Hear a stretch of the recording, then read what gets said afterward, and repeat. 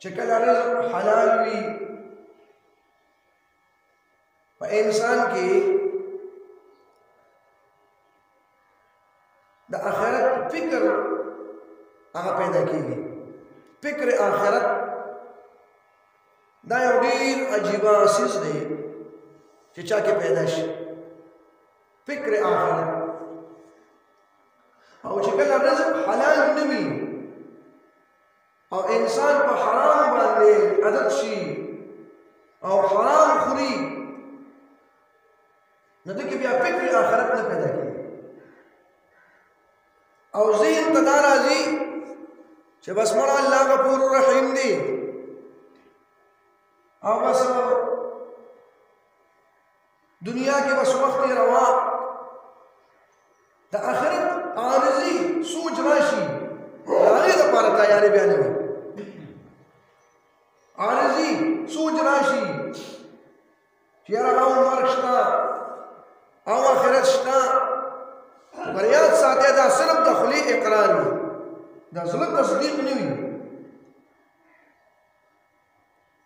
نو فکر آخرت دا چې پیدا کیږي، نو دې لپاره پکار دا چې زموږ استادو رزق به حلال وي. نو دا رزق حلال بارکه ما تاسو ته څلور جمعې تفصیلا خبر ورکړله چې رزق حلال شي، فکر آخرت به پیدا شي. ځکه لقمان حکیم سے هغې فرمایي چې دا معده دا په شان د حوض ده. حوض که ستا دې معدې ته حلال خوراک را روان دی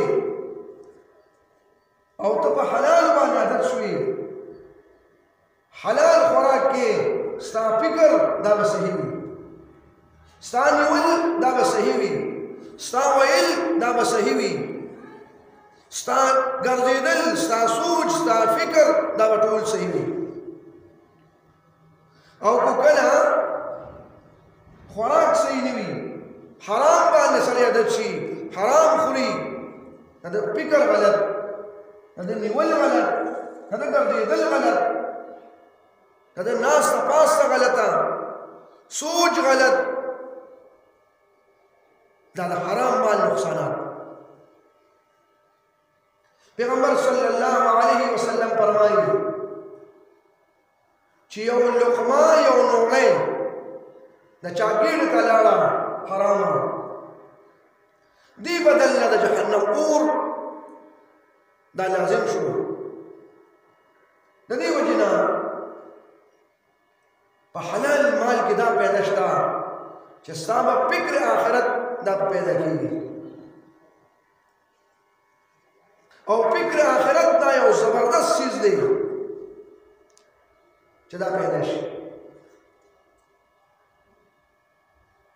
او چې کله دا فکر د آخرت پیدا شو، بیا څوک به پردی حق نه خوري، پردی مال دا بیا څوک نه خوري. بیا پردی چیز دا اغشتل، هغې ته کتل، د چا سوچ کې به نه راځي. رشوت دې ته به سړی څنګه لاس نیسي؟ ځکه چې دې انسان سره فکر د آخرت شته چې که زه رشوت خورم، حدیث د پیغمبر صلی الله علیه وسلم الراشي والمرتشي کلاهما فی النار. نو رشوت ورکوونکي یا ویشتونکي دواړه په اور کې دي. دا حدیث د یاد دی. نو فکر د آخرت پیدا شو، دی بیا دا رشوت په ځان واچوي. مسلمان له